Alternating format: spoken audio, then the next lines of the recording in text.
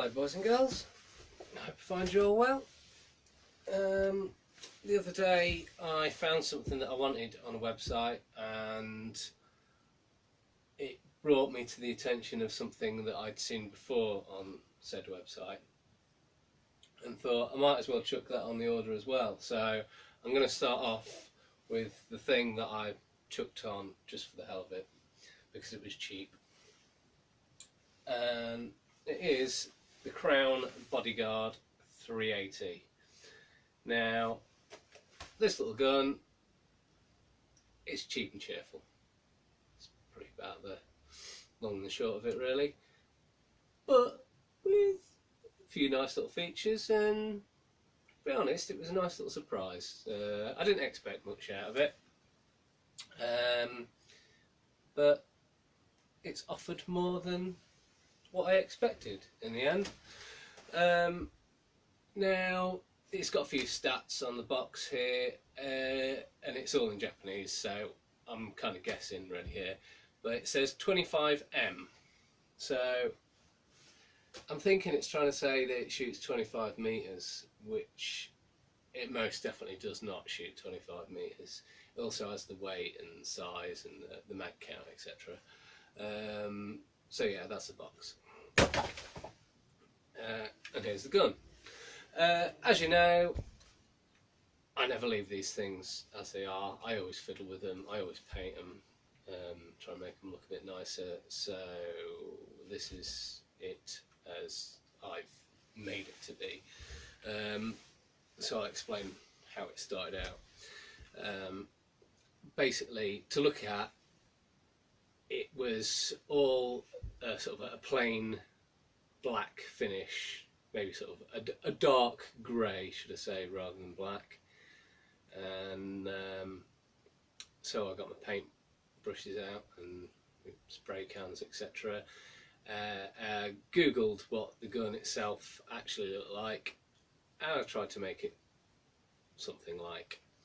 The lower I painted with matte black, and then I stippled a brush over it just to mattify it that little bit more, and then I got my dry brush with the silver out and slide just to give it a slightly metallic-y finish. And also I whited the trades in because that's what I noticed. Not all of them, but some of them had whited in trades, and I thought, you know, it looked nice. I like a whited in trade. It doesn't work for every gun, but this one I think it looks quite nice. So that's that. Also as well, another thing that I changed on this gun, well not exactly changed but blocked off, was it has a rattle through magazine. So it has a little door on the back of the magazine. You pull down the follower, lock it down, and you can rattle the BBs through into the main feed and then let your follower go. Well, I'm not a fan of those, so what I did was I blocked it off and added some weights into the magazine, because it's a light little gun, you know, you don't expect much of these little plinkers. I also added a weight in the front just here as well, just to add a bit of heft. Not that it's, even with the weights in it, is heavy. Probably double the weight anyway. The magazine, as standard, it took 7 BBs in the feed, but now I've blocked it off, it holds 8 BBs, so one more to go at. I say one more to go at, it would have had lots to go at if I'd left the rattle feed in, but I don't like it shaking like a maraca. So yeah, I've tried to make it look a little bit nicer and add a little bit of weight. As for features wise, it cocks quite nicely. It does have an open ejection port, which is quite good for a little gun. A lot of these little mouse gun springers, they don't bother with details like that. The safety is where the safety should be, as on the real steel, and you just click it down, and it's a bit spongy. I wouldn't trust it. Probably end up breaking something if you really pulled on it too hard. But you know, it works. Reasonable little pop to it. Going back to the 25 metres claim on the box, it's nowhere near 25 metres. It's stock. It shot 1.2s fairly level for about 15 metres a push. And obviously, as I said, I can't leave things alone. I changed the spring in it and tweaked the hop. It's now firing 2s, maybe a little over 20 metres now. Not 25 metres though.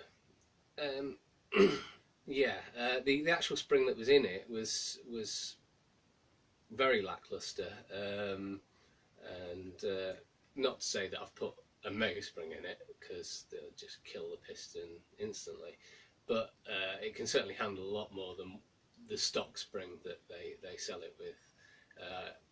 So yeah, I think they just, because it's a gimmicky little gun, they haven't bothered trying to make it perform well. This is just me and my stupidity. So yeah, it strips quite nicely if you want to get into it. It doesn't strip as in, you know, you take the pin out and it all comes apart easily.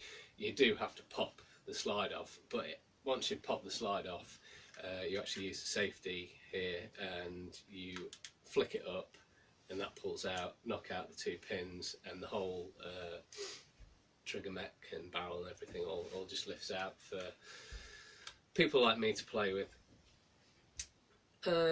So yeah, for a little cheap Springer, I really can't complain about it, to be honest. It's a, well, you know, it's well marked up. It's got like the little Insight laser marking there, and all the right markings on the slide, and even it's got a little bit on the side here. Caution, capable of firing with magazine removed. And I looked at the pics of real steel, and there it is. It has got that mark on it. This here is the ASG K mark, just in that little bit there. On the real gun, that was the serial number marking. Don't know if you guys are familiar, but, well, I say you guys familiar. I'm not 100% familiar, but as far as I remember, the SGK mark is like a Japanese safety standard mark for airsoft guns, essentially, to say that, you know, they're not firing over the Japanese limits. So yeah, all in all, a nice little surprise, really. I'm quite pleased with this little gun. As well, I'll mention, well, when I first got it, obviously it wasn't firing fantastically, but it was at least accurate. Well, not mega accurate, but accurate compared to my other mouse guns. Although it did throw the odd shot off. This does have a plastic barrel in it, and there was just a little bit of flashing, which now and again is catching the BBs. So, well, once I trimmed that off, it's actually quite respectable accuracy for a tiny little plastic barreled Springer. I was quite impressed. So yeah, all in all, quite a cool little piece to add to my collection. So there we go. As always, I thank you all for watching and listening to my gibberish. I'm amazed that people are sat there still watching, so I'll keep posting them up if you keep watching them, and hopefully see you at a game at some point, or feel free to pop your own views up on the Springer page, etc. See you all soon. Cheers.